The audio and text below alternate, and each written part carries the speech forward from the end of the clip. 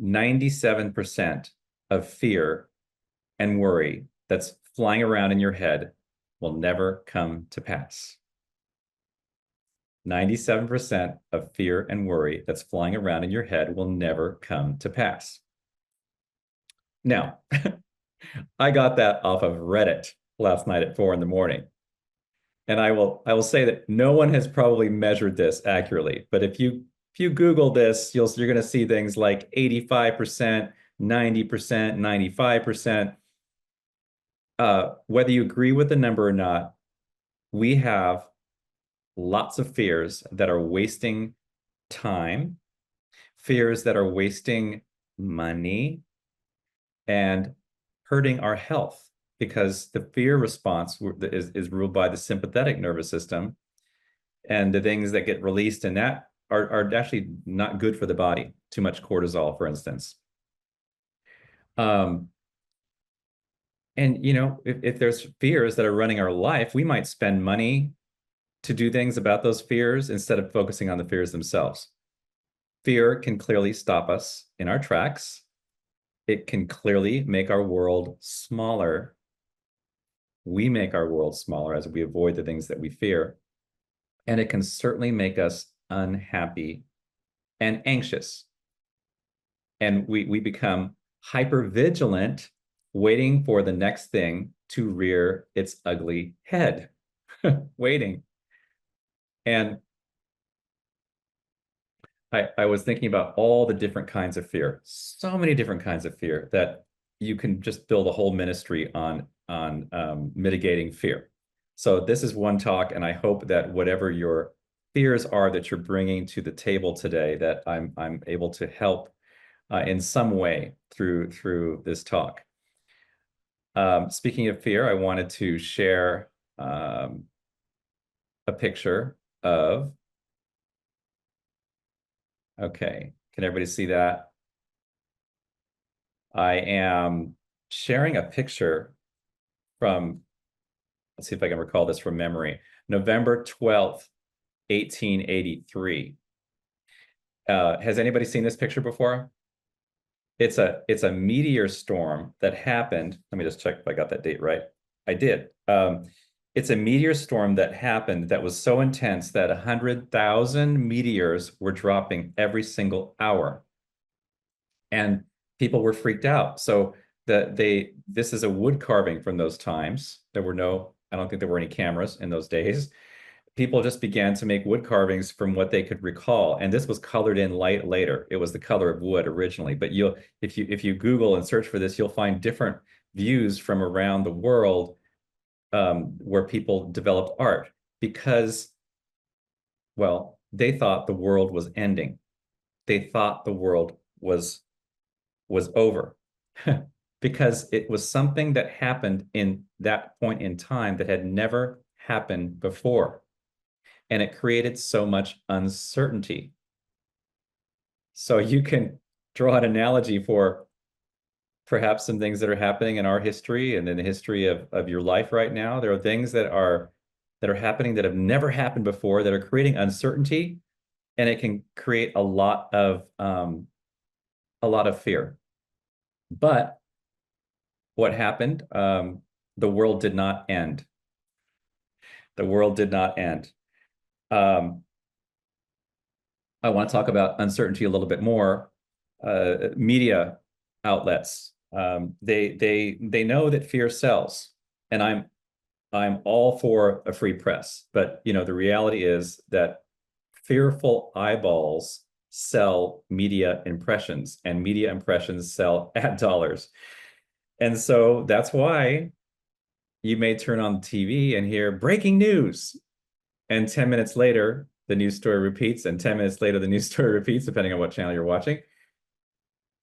And then at the top of the hour, breaking news, and it's the same story all over again because of that hypervigilance that our nervous systems are so tuned into being on the lookout for the next awful thing that's going to come up. So fear does sell. Traditional Christianity, yeah, fear sells fear certainly sold a lot of people that began to believe in hell. Many people in this room understand what the belief in that fear of hell does. So I'm going to switch topics a little bit away from that. Just fear in general. The problem is that we're recycling these fear responses over and over again. It may be a story that we tell ourselves over and over, and we may be ruminating in it, and we get all worked up. And I just think about the time that I've spent in fear personally, thinking about moments that I worried about that never came to pass. Never came to pass. And the silly things that I worried about when I was a kid, one of my biggest fears was that people would find out that I can't swim. I thought I was so ashamed because my local orbit of all the kids knew how to swim. So I thought, gosh, if people find out, I'm going to be so embarrassed, and that's got to be my secret that I can't swim. And years later, it seems so silly because now that my universe is bigger, I realize, well, there's lots of people that can't swim. And if I want to learn to swim, I can do that. But it sounds silly. But it shows to me that fear, a lot of the fear that we're feeling lives and begins in your brain. And I'm going to talk about that in a second. And we are making it worse. Because if you think about what fear is, it's a physiological response, not to a situation. Like, think about those meteors. Fear is not our body's response to the meteors. The meteors are neutral. They're an event. The fear is our response to our thoughts about the meteors. We look at the meteors and maybe we're standing next to a bunch of people going, oh my God, the world is going to end. And we start thinking, oh my God, the world is going to end. And then our body kicks in because the world is going to end. It better go into this flight response. Physiological responses to things that may never happen. Those of you who've seen, there's a movie called LA Story with Steve Martin. It's a must watch. And in that movie, I think it's from the 90s, Steve Martin says, I've had 7 heart attacks, all of them imagined. Can anybody relate? I've had 7 heart attacks, all of them imagined. But I'm not saying that our fears are unfounded. There are absolutely fears that we need to have. We need to be afraid of hitting other cars in the freeway. You know, we need certain fears for survival and other reasons. But we need to pay particular attention because the preponderance of fears that we're carrying may be running us, running our lives. They may be in the driver's seat. So consider this.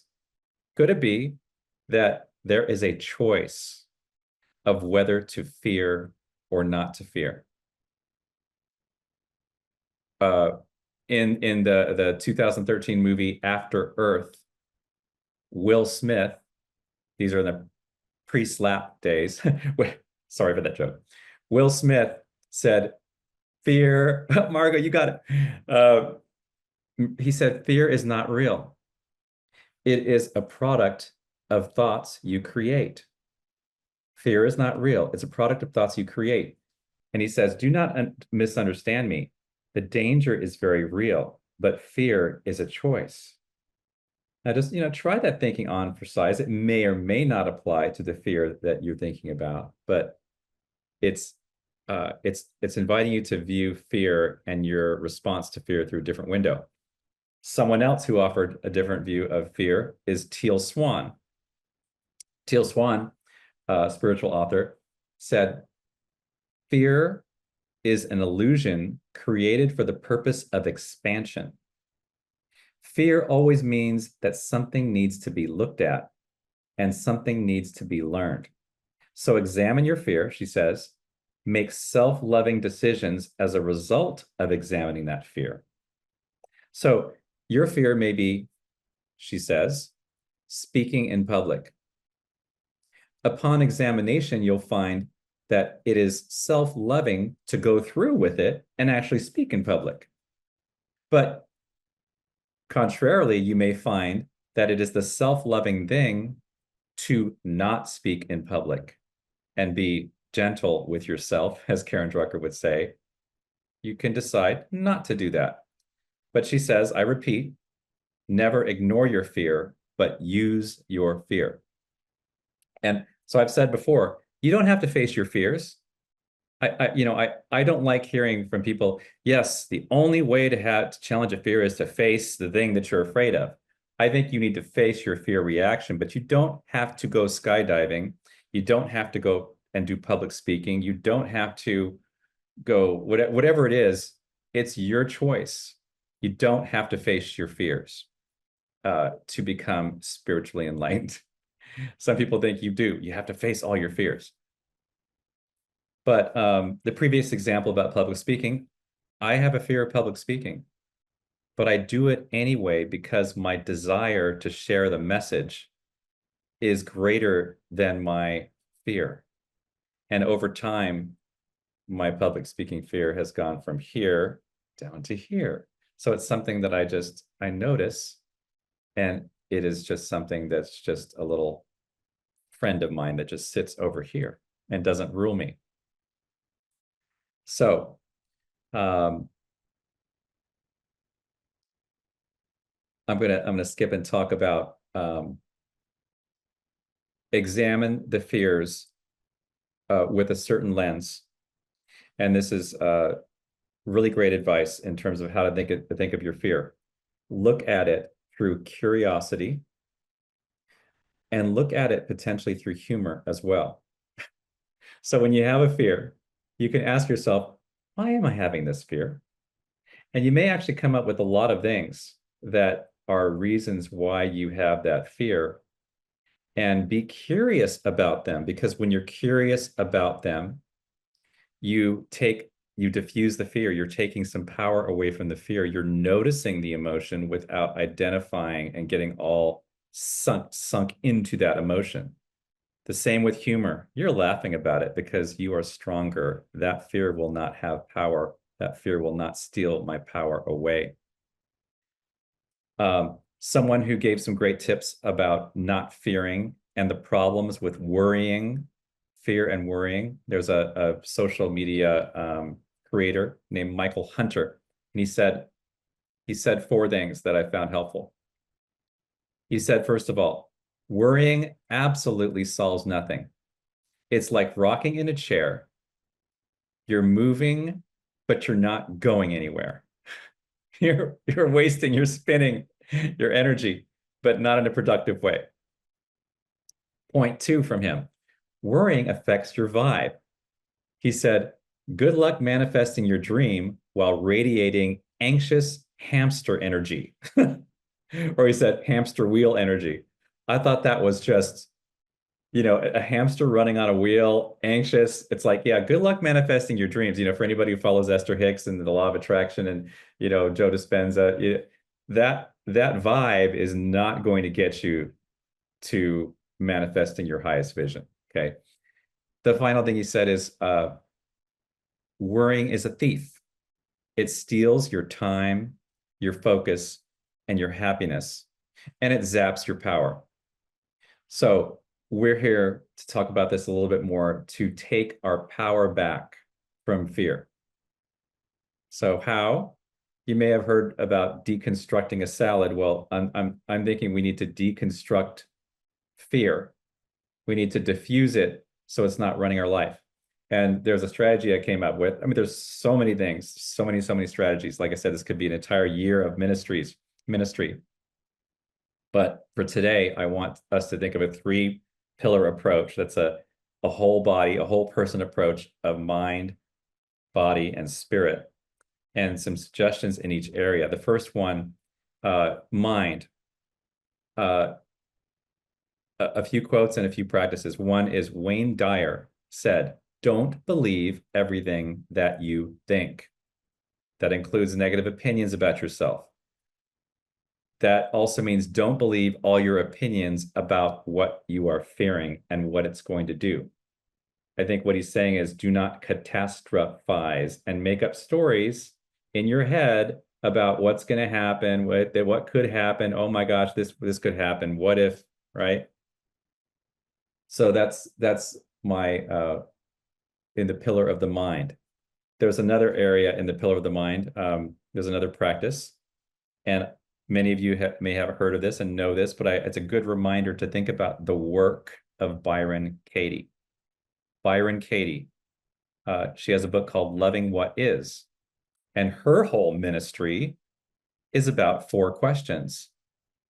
So think about this thing that you may be bringing to the table here in terms of fear or concern or worry, and ask yourself 4 questions. The first question is that fearful thought true? The second question is, can you absolutely know that it's true? So you're digging in a little bit. Can you absolutely know it's true? And whether the answer is yes or no, it's fine.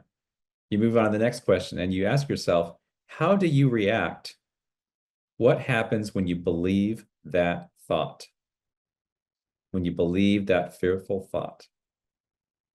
How do you react? What's happening for you?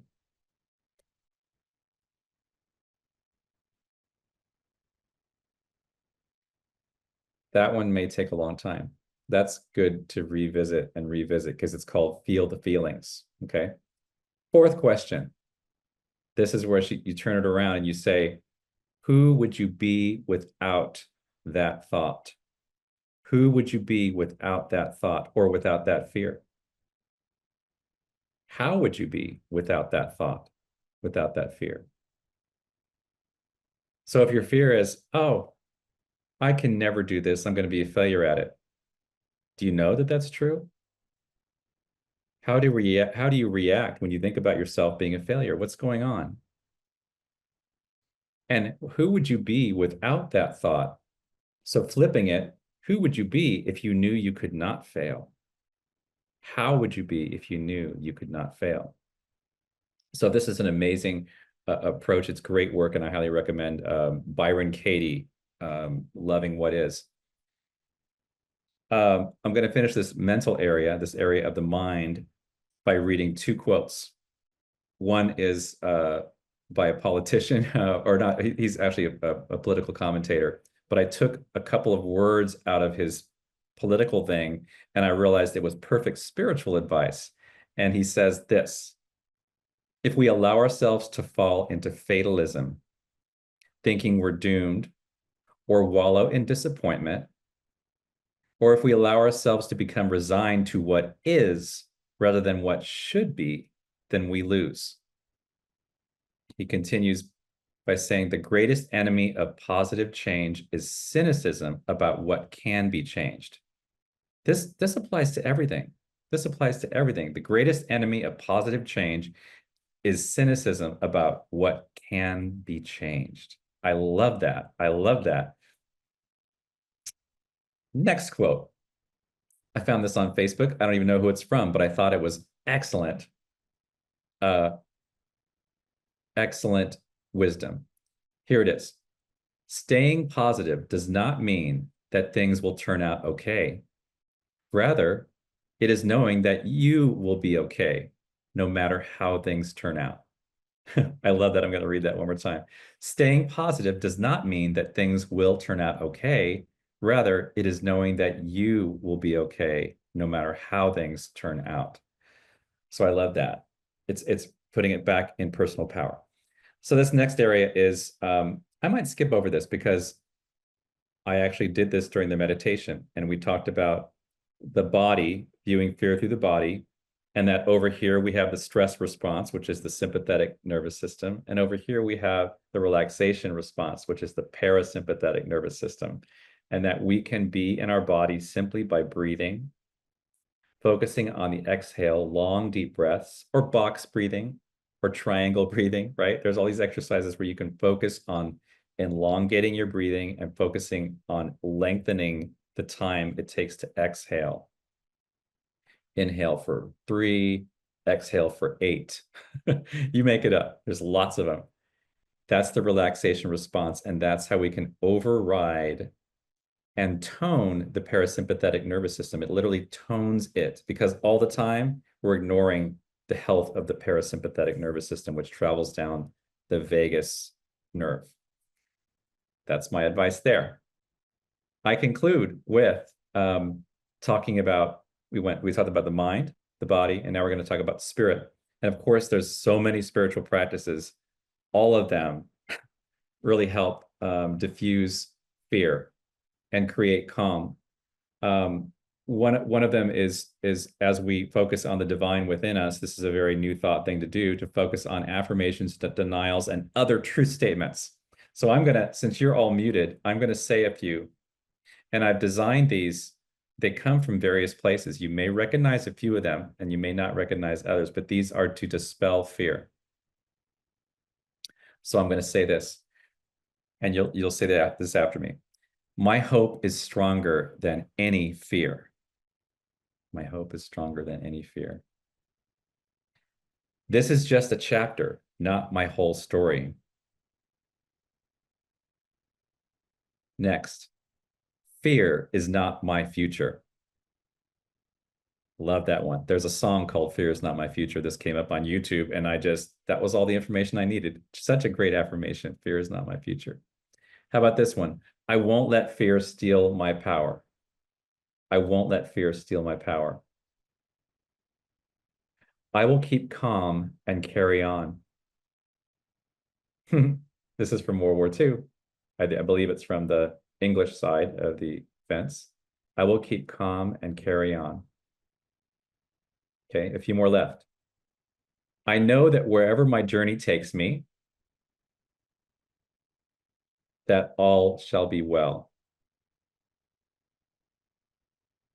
And finally, I'll feel the fear and do it anyway. Which in a couple of minutes, Margot's going to sing anyway, especially designed for today. And the lyrics of that song are just so beautiful. I'll say another thing about the final thing I'm going to say about fear. You may have a book by your bedside or in your living room that brings you comfort when you're in fear. And so it's a good idea to, for those of you who are Googlers, if you like to search online, or nowadays it's AI or whatever you want to use to search, you can search for spiritual passages that bring me comfort. If you want to delve into the Bible, there's a link I found last night, 94 Bible passages that bring me comfort, right? So much information out there. But one of these scripts, one of these texts is one that was written around the turn of the century, around the time when unity was forming. And I don't know what this person's particular theology was, but she's writing, it looks like she's channeling God's conversation with someone who is in fear. And I read this about 5 years ago, but it gives me comfort. And I'm going to share it with you right now. It's by Eva Bell Werber, and it's called The Holy Readjustment. It's from a book called Quiet Talks with the Master, and she has 6 books that are all excellent. And here we go. I would speak to you further. Now, this is God speaking. I would speak further with you regarding the burdens which you bring to me to be lifted from your heart and consumed by the altar fires. The question arises in your mind, Lord, can they just be consumed and thus leave my life? What of their effects? How shall taking the fear of them from my heart solve the problem? Listen carefully, my child, for this is the kernel at the heart of the message. It is only the fear and the weight of the burden, the outer wrappings that are burned at the altar. This leaves the heart of it exposed to the rays of my divine intelligence and wisdom. This washes and purges it in a holy readjustment. Unseen but mighty forces take the heart out of the problem and work it out on the basis of my truth and my perfect harmony. Readjustment in the outer life must and shall follow as daylight follows night. So you see, my beloved, there is never cause for fear. Never are you justified in caring for one moment a thing which distresses you. Amen. So thank you for, I wasn't going to share that. And then I decided, it's a vulnerable thing to share this passage that is so personal to me. And what if you don't like it? But I hope you like it. It was introduced to me by Marilyn Pells and Kent Pells years ago. And I just love it. But, is there a passage that you can take and write it down and have it on a piece of paper always and handy, or bookmark it? That is such a wonderful way to dispel fear as well. So I am complete, and I'm going to spotlight Margot. It's all yours.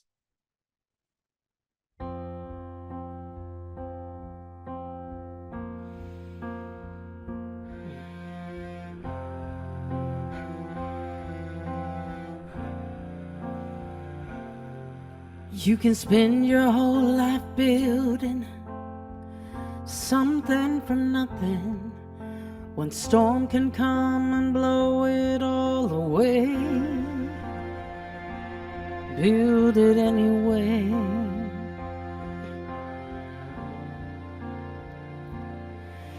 You can chase a dream that seems so out of reach, and you know it might not ever come your way. Dream it anyway.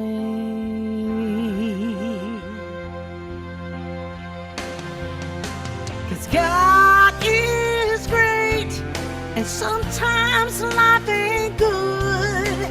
And when I pray, doesn't always turn out like I think it should. But I do it anyway.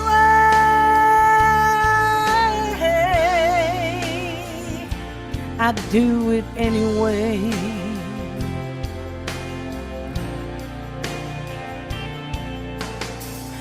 This world's gone crazy. It's hard to believe that tomorrow will be better than today. Believe it anyway.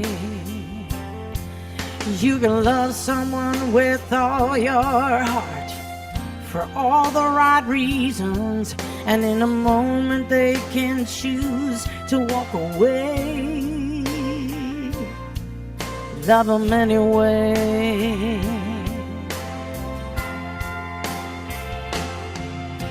'Cause God is great, and sometimes life ain't good. And when I pray, doesn't always turn out like I think it should. I do it anyway.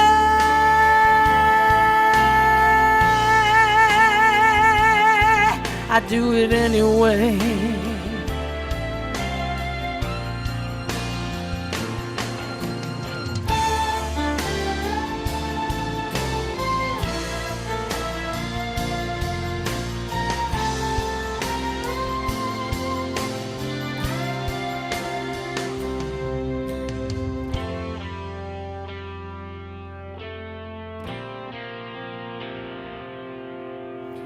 You can pour your soul out singing a song you believe in, that tomorrow they'll forget you ever sang it. Sing it anyway. Sing it anyway.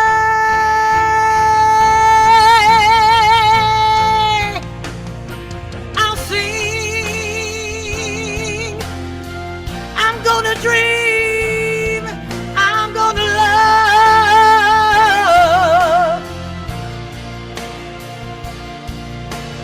anyway.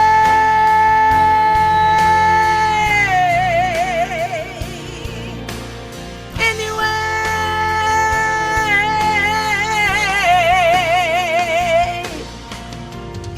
Anyway.